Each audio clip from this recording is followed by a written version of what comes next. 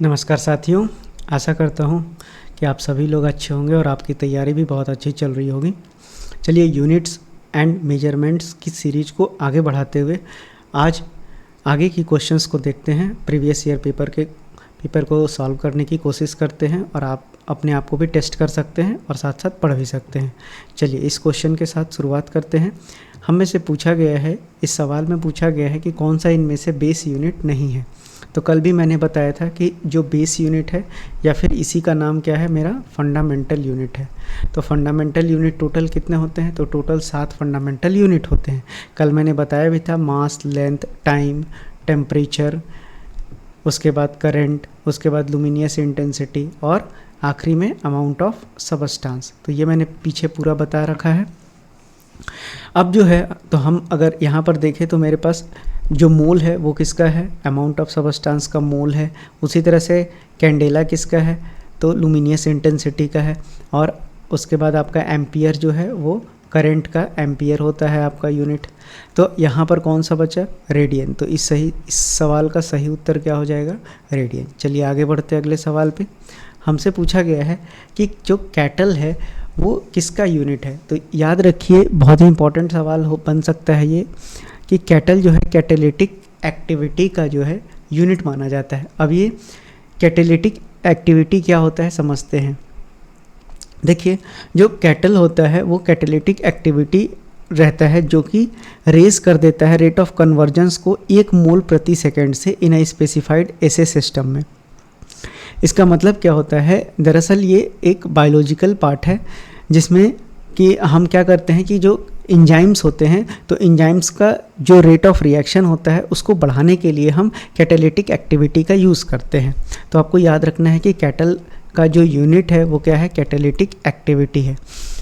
चलिए आगे बढ़ते हैं अगले सवाल पे। हमसे पूछा गया है यहाँ पर कि which of the following option does not have SI unit. दरअसल यहाँ पर सवाल पूछना चाहिए था, थोड़ा सा गड़बड़ है। एसआई बेस यूनिट, इनमें से कौन सा एसआई का बेस यूनिट नहीं है? तो हम अभी पढ़े थे कि अमाउंट ऑफ सबस्टांस का क्या होता है? मोल होता है। ये भी बेस यूनिट है या फंडामेंटल यूनिट्स है। इलेक्ट्रिक करंट भी होता है जिसकी यूनिट क्या होती है? एम्पियर होती है। लुमिनियस इंटेंसिटी का क्या होता है? कैंडेला होता है, या फिर सीडी से डिनोट करते हैं उसको। अब फ्रीक्वेंसी दरअसल क्या होता है? तो फ्रीक्वेंसी जो होता है टाइम का इन्वर्स होता है, यानी कि इसका यूनिट क्या बनेगा? सेकेंड इन्वर्स, या फिर इसी को हम क्या बोलते हैं? हर्ज बोलते हैं। तो ये हो गया, यानी इस सवाल का उत्तर क्या हो जाएगा? कौन सा बेस यूनिट नहीं होता है? तो फ्रीक्वेंसी। चलिए अगले सवाल पे चलते हैं। हमसे पूछा है कि एक मील जो होता है अप्रॉक्सीमेटली कितने किलोमीटर के बराबर होता है। तो ये आपको बिल्कुल पता ही होना चाहिए कि जो एक माइल होता है वो होता है 1.6934 किलोमीटर होता है। तो आपको यहाँ पर ऑप्शन दिख रहा होगा, option number D is the correct answer. चलिए आगे पूछता है कि heat supplied to a system is measured in. आपसे पूछा गया है सिंपल कि हीट सप्लाई, तो यानी हीट किसके फॉर्म में हम देते हैं? तो हम हीट को एनर्जी के फॉर्म में देते हैं, और चाहे कोई सा भी एनर्जी हो उसका यूनिट क्या होता है? जूल होता है। एम्पियर किसका यूनिट है? तो करंट का यूनिट है। उसी तरह से डिग्री केल्विन किसका है? तो टेम्परेचर का है। किलोवाट किसका है? तो पावर का यूनिट है किलोवाट। चलिए अगले सवाल पे बढ़ते हैं। अगला सवाल बोलता है कि अगर आप कन्वर्ट करते हैं 1 इंच को from British to the SI unit, it becomes dash centimetre. देखिए, आपको मैं कुछ लिखा देता हूँ कन्वर्जेंस, जो आपको एग्ज़ाम में बहुत हेल्पफुल होना चाहिए। आपको पता होना चाहिए कि जो आपसे पूछा है 1 इंच में कितना सेंटीमीटर होता है, तो 1 इंच में दरअसल 2.54 सेंटीमीटर होना चाहिए। तो ये इस सवाल का तो सही उत्तर हो गया, लेकिन आपसे ये भी पूछ सकता है कि 1 फिट में कितने इंच होते हैं। तो 1 फिट में आपको पता होना चाहिए कि 12 इंचेस होते हैं।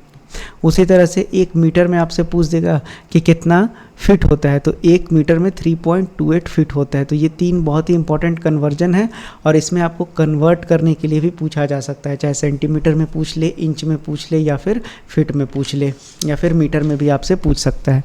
चलिए अगले सवाल की ओर बढ़ते हैं। अगला सवाल बोलता है कि जो एसआई यूनिट है इलेक्ट्रिकल रेजिस्टिविटी का, सबसे पहले इलेक्ट्रिकल रेजिस्टिविटी क्या होता है आपको पता होना चाहिए। हमें पता है कि आर जो होता है रेजिस्टेंस वो होता है रो एल बाई ए। तो अगर हम यहाँ पर रो देखें तो ये हमको इलेक्ट्रिकल रेजिस्टिविटी को शो कर रहा है। तो रो कितना हो जाएगा आर इंटू ए और अपॉन एल हो जाएगा। तो आप देखिए कि अगर हमको इसको डिफाइन करना हो तो क्या हो जाएगा, it is the product of resistance and area of cross section per unit length को ही हम लोग क्या बोलते हैं, इलेक्ट्रिकल रेजिस्टिविटी बोलते हैं। तो अब अगर हम देखें तो इसकी यूनिट क्या होती है, ओम होती है। इसकी यूनिट क्या होती है, मीटर स्क्वायर होती है। इसकी यूनिट क्या होती है, मीटर। तो इसको इससे काट देंगे तो ये क्या बचेगा मेरे पास, ओम मीटर बचेगा। तो इस सवाल का उत्तर क्या हो जाएगा, ओम मीटर हो जाएगा। चलिए बाकी जो ऑप्शंस है वो भी काफ़ी यहाँ इंपॉर्टेंट है। मैंने बता रखा है कि करंट की यूनिट क्या होती है, एम्पियर होती है। उसी तरह से आपको पता होना चाहिए टेस्ला और volt meter, very very important बन सकता है आपका।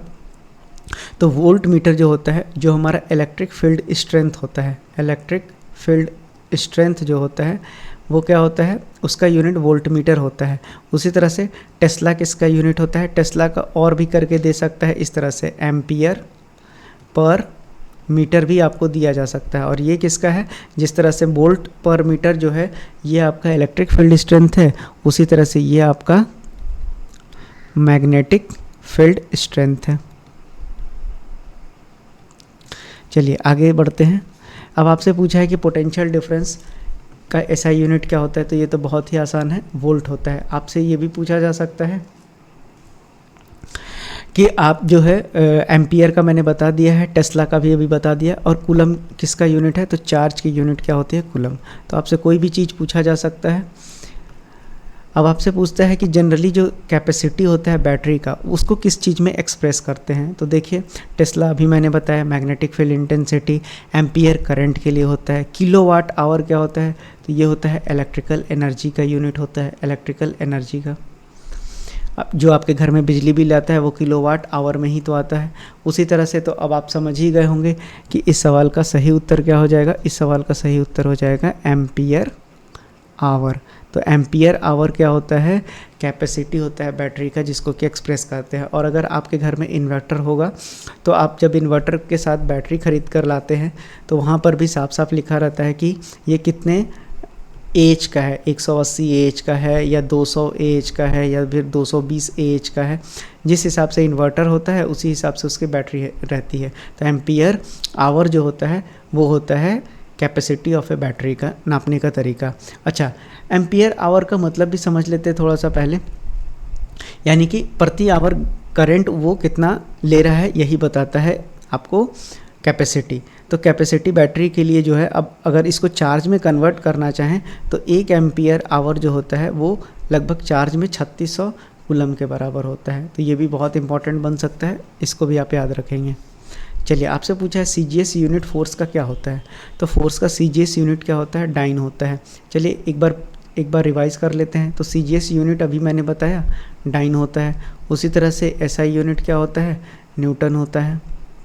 और उसी तरह से एमकेएस सिस्टम क्या होता है, एमकेएस सिस्टम में केजी मीटर पर सेकंड स्क्वायर होता है।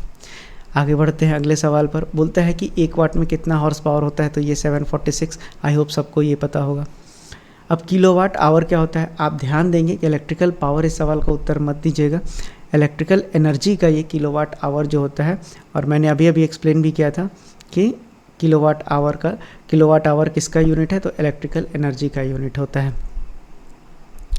अब जो है अगला बढ़ते हैं। आपसे पूछा है इलेक्ट्रॉन वोल्ट किसका यूनिट है, तो इलेक्ट्रॉन वोल्ट जो होता है वो आपका एनर्जी का यूनिट होता है, एनर्जी का यूनिट होता है आपका। और आपको पता होना चाहिए कि 1 इलेक्ट्रॉन वोल्ट जो होता है 1.602 इंटू 10⁻⁻19 जूल के बराबर होता है। इसको भी याद रखेंगे। अब आपसे पूछते हैं पारसेक, पारसेक जो है किसका यूनिट है, तो ये एस्ट्रोनॉमिकल डिस्टेंस का है। और जो आपका एक एस्ट्रोनॉमिकल डिस्टेंस जो होता है वो कितना होता है, 9.46 इंटू 10⁻15 मीटर। इसको भी याद रखेंगे। अब आपसे पूछा गया है कि एक एटमॉस्फेरिक प्रेशर में कितने बार होता है। आई होप ये सवाल तो सबको पता है। आपको जो है बार में पूछा गया है, तो इस सवाल का तो सही उत्तर कितना हो जाएगा, 1.01325 बार होता है। लेकिन आपसे ये भी पूछ सकता है कि अगर यही 1 एटमॉस्फेरिक प्रेशर को आपसे पूछ दिया जाए कि आप बताइए, अगर हम जैसे यहाँ पर 1.013 बार के जगह आपसे पूछ दे कि बताइए अगर हाइट ऑफ मरकरी को हम ले रहे हैं, कंसीडर कर रहे हैं, हाइट ऑफ मरकरी में अगर हम पूछ रहे हैं तब ये कितना होता है, तो ये आपका होता है 760 mm ऑफ मरकरी हाइट लेते हैं। उसी तरह से अगर हम पानी का हाइट ले लेंगे, हाइट ऑफ वाटर को लेंगे, तो ये कितना हो जाएगा, तो 10.3 मीटर जाएगा ये। उसी तरह से अगर आपका किलो पास्कल में पूछ देता है तो ये कितना हो जाएगा, आपका 101.325 किलो पास्कल हो जाएगा अगर एक एटमॉस्फेरिक प्रेशर पूछ रहा है किलो पास्कल में। तो आई होप आपको ये समझ में आ गया होगा। आगे बढ़ते हैं। अब आपसे पूछा है कि specific gravity of liquid is usually measured by means of a. आपसे पूछा गया है कि जो स्पेसिफिक ग्रेविटी होती है उसको किससे मेजर करते हैं। देखिए आपसे पहला सवाल क्या है, हाइग्रोमीटर आपका ऑप्शन है। तो हाइग्रोमीटर से क्या मेजर करते हैं, तो ह्यूमिडिटी को मेजर करते हैं। उसी तरह से थर्मोमीटर से क्या मेजर करते हैं, तो टेम्परेचर मेजर करते हैं। किसका, टेम्परेचर ऑफ मैटर को मेजर करते हैं हम लोग। उसी तरह से पीजोमीटर किसको मेजर करता है, तो जो अंडरग्राउंड वाटर प्रेशर होता है उसको मेजर किससे किया जाता है, पीजोमीटर से किया जाता है। तो यानी कि स्पेसिफिक ग्रेविटी को हम लोग किससे मेजर करते हैं, हाइड्रोमीटर से करते हैं। आपसे पूछा गया है कि बैरोमीटर जो होता है, आपसे पूछा गया है कि बैरोमीटर जो होता है उससे कौन सा प्रेशर मेजर करते हैं, तो इसका सीधा सा सवाल हो जाएगा एटमॉस्फेरिक प्रेशर। चलिए अब आपसे पूछा गया है कि जो लेंथ होता है एक डिवीजन ऑफ वर्नियर स्केल वो equal to the length of one division of the main scale. चलिए समझते पहले। देखिए वर्नियर स्केल क्या होता है, तो वर्नियर स्केल में दो तरह की स्केल होती है ना, एक वर्नियर स्केल होता है और दूसरे में मेन स्केल होता है। और यहाँ पर आप क्या करते हैं, एक तो आप एक्सटर्नल डायमेंशन मेजर करते हैं, एक्सटर्नल डायमेंशन को भी मेजर करते हैं, और इधर जो है आपका इंटरनल डायमेंशन भी आप इससे मेजर कर सकते हैं। तो आपसे सवाल कुछ भी पूछा जा सकता है। आपसे पूछ देगा कि क्या वर्नियर कैलिपर का यूज़ केवल एक्सटर्नल डायमेंशन को मेजर करने के लिए करते हैं, तो बिल्कुल भी नहीं। आपको पता होना चाहिए इंटरनल डिवीजन को भी रखते हैं। अब यहाँ पर दो स्केल होता है, एक होता है ये आपका मेन स्केल और ये आपका होता है वर्नियर स्केल। तो आपको सवाल पूछा गया है कि जो लेंथ होता है one division of vernier scale वो क्या आपको इक्वल होता है length of one division of the scale के, नहीं, वो क्या होता है, वो कम होता है ना। जो आपका length of one division of vernier scale होता है वो कम होता है किससे, एक length of main scale division से। तो ये आप बिल्कुल याद रखेंगे, ये बहुत ही इंपॉर्टेंट सवाल आपका बन सकता है। देखिए इसमें अब जो है, अब अगर हमसे पूछा जा सकता है, इसमें कुछ और भी चीज़ें पूछी जा सकती है, जैसे कि आपको लीस्ट काउंट के बारे में जो है, लीस्ट काउंट के बारे में पता ही होना चाहिए। तो लीस्ट काउंट बेसिकली आपका होता क्या है, तो ये क्या होता है, जो स्मॉलेस्ट रीडिंग होता है मेन स्केल पर, है ना, स्मॉलेस्ट जो रीडिंग होती है ऑन मेन स्केल पर, अगर हम उसको भाग लगा देते हैं किससे, तो इसको अगर हम भाग लगा देते हैं जितने नंबर ऑफ डिवीज़न हैं अपने पास, किस में, number of division in vernier scale में, तो यही मेरा क्या बनता है, लीस्ट काउंट। अब अगर हम देखें तो जो मेरा स्मॉलेस्ट रीडिंग होता है मेन स्केल में वो होता है 1 mm का, और जो डिवीज़न होता है स्केल में वो कितने का होता है, तो 10 का होता है। अब 1 से 10 को भाग लगाएंगे तो 0.1 mm, यानी कि जो हमारा लीस्ट काउंट होगा वर्नियर स्केल के केस में वो कितना हो जाएगा, वो होगा 0.1 mm। बहुत ही इंपॉर्टेंट क्वेश्चन है, एग्ज़ाम में पूछा जा सकता है। बढ़ते हैं अगले सवाल की ओर। आपसे पूछता है कि अगर observed measurement of an object is 2.85 centimetre दिया हुआ है, ठीक है आपको, और अगर ऑब्जेक्ट जो है वो मेजर किया जाता है वर्नियर कैलिपर से, तो उसमें पॉजिटिव एरर, यानी कि जो ऑब्जर्व्ड मेजरमेंट है वो दिया हुआ है 2.85 सेंटीमीटर, और जो आपका वर्नियर कैलिपर में एरर आ रहा है, जो पॉजिटिव एरर आ रहा है वो आ रहा है 0.05 सेंटीमीटर। तो आपसे पूछा गया है एक्चुअल मेजरमेंट। तो आपको एक्चुअल मेजरमेंट का एक सिंपल सा मैं फार्मूला बता देता हूँ। जो एक्चुअल मेजरमेंट होता है आप कैसे याद रख सकते हैं, तो जो भी आपने वैल्यू को ऑब्ज़र्व किया होगा, यानी कि ऑब्ज़र्व वैल्यू में अगर आप एरर वैल्यू को जोड़ देंगे तो यही आपका क्या बनता है, एक्चुअल मेजरमेंट। अंडरस्टैंडेबल है। अब ध्यान ये रखना है कि एरर वैल्यू में सबट्रैक्ट करेंगे जब हमारे पास वैल्यू बोलेगा कि बढ़ गया है ना। यानी कि जैसे यहाँ पर पॉजिटिव एरर की बात किया गया है, तो पॉजिटिव एरर में घटाएंगे और जोड़ेंगे कब, जब हमारा एरर निगेटिव होगा तब। फिर से एक बार रिपीट कर देता हूँ, मतलब क्या बोल रहा हूँ कि ऑब्ज़र्व वैल्यू में जब भी एरर पॉजिटिव दिया रहेगा क्वेश्चन में तो वो वहाँ घटाना है हमको, और अगर एरर निगेटिव में दिया है तो हमको वहाँ पे जोड़ना है। जैसे इस सवाल में पॉजिटिव एरर दिया है तो ऑब्ज़र्व वैल्यू कितना था, 2.85 था। अब यहाँ पर एरर वैल्यू क्या था, 0.05, लेकिन वो किस में था, निगेटिव वैल्यू में था, तो यहाँ निगेटिव लगा देंगे, है ना। पॉजिटिव था तो निगेटिव करना होगा, तो ये कितना हो जाएगा, 2.80 सेंटीमीटर मेरा इस सवाल का आंसर हो जाएगा। अगर समझ में नहीं आए तो दोबारा रिपीट करके देखिए, समझ में आ जाएगा। अभी बोलता है कि जो टॉप स्केल है of a screw gauge is marked with 50 division, the pitch of the screw is 1 metre, then the least count. आपको पता होना चाहिए कि लीस्ट काउंट जो होता है स्क्रू गेज का वो कितना होता है, पिच और divided by number of division. तो अगर हम पिच देखें तो पिच मेरे पास कितना दिया हुआ है, पिच मेरे पास दिया हुआ है 1 mm, और जो मेरे डिवीज़न है वो कितना है 50, तो कितना हो जाएगा 0.02 mm हो जाएगा इस सवाल का उत्तर। चलिए आगे बढ़ते हैं, इस सवाल का उत्तर हो जाएगा ऑप्शन नंबर सी। अगले सवाल पे पूछा गया है significant figure. Basically significant figure क्या होता है, आप देखिए इसको अगर हम लिखना चाहें तो 237/1 2 3 4 5, यानी कि ये पॉइंट के बाद जितने डिजिट है उसको लिख लीजिए, और इंटू 10⁻⁴ यहाँ पर 5 दिया हुआ है आपका, 10⁻⁵। तो देखिए अब 237 है, तो अब हमको क्या करना पड़ेगा, यहाँ पर 2.37 के टर्म में अगर हम इसको ले आते हैं, क्योंकि अब देखिए सिग्निफिकेंट फिगर तो कंफर्म हो गया कि कितने हैं, 3 ही हैं, तो यहाँ पर सिग्निफिकेंट फिगर आपके 3 हो गए। लेकिन आपसे एक और चीज़ पूछ सकता है कि बताइए कि ऑर्डर कितना होता है, तो ऑर्डर जितना 10 का पावर होता है वही ऑर्डर कहलाता है। तो यहाँ कैसे बनाएंगे, तो यहाँ अगर 2.37 लेते हैं तो यानी कि हमको 2 ही शून्य मिलेगा, बाकी का 3 शून्य जो होगा वो हम क्या करेंगे 10⁻⁵ से घटा देंगे। यानी अगर हम इसको लिखते हैं 237/100 इंटू 10⁻⁵ और इंटू 10⁻⁻³ तो कितना बचेगा 2.37 इंटू 10⁻², यानी कि ये जो 2 होगा ये इसका ऑर्डर बन जाएगा इस सिग्निफिकेंट फिगर का। आई होप समझ में आ गया होगा। आगे बढ़ते हैं। अगला सवाल बोलता है 1 माइक्रोन में कितना इक्वल होता है। ध्यान से देखिएगा इस सवाल को, यहाँ पर ऑप्शन में आपसे mm में पूछा गया है, तो जल्दीबाजी बिल्कुल भी नहीं करेंगे। आपको पता होना चाहिए कि जो 1 माइक्रोन होता है, अगर मीटर में अगर हम इसका वैल्यू देखें तो कितना होता है 10⁻⁻6 मीटर होता है 1 माइक्रोन में। अब अगर 1 माइक्रोन में 10⁻⁻6 मीटर होता है तो आपसे पूछा है mm में, और अगर हम mm में देखें, अगर इसको चेंज करते हैं तो 1 मीटर में 1000 mm होता है, तो 10⁻³ कम हो जाएगा इसमें, तो कितना बचेगा 10⁻³ mm बचेगा। तो अब अगर इसको सॉल्व करें तो 1/1000 mm आ जाएगा, यानी इस सवाल का उत्तर हो जाएगा 1/1000।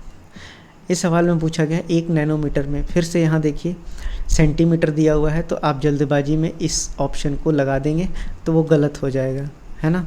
तो देखिए आपको पता होना चाहिए कि जो 1 नैनोमीटर होता है वो कितना के बराबर होता है 10⁻⁹ मीटर होता है। अब आपसे पूछा गया है सेंटीमीटर में, तो 1 मीटर में 100 सेंटीमीटर होता है, तो 2 घट जाएगा तो 10⁻⁷ सेंटीमीटर हो जाएगा, यानी कि इस सवाल का ऑप्शन नंबर 20 सही उत्तर होगा। तो चलिए यूनिट्स और मेजरमेंट का चैप्टर आपका यहाँ पे ख़त्म होता है। अगले सीरीज में अगले चैप्टर्स को देखेंगे। Thank you.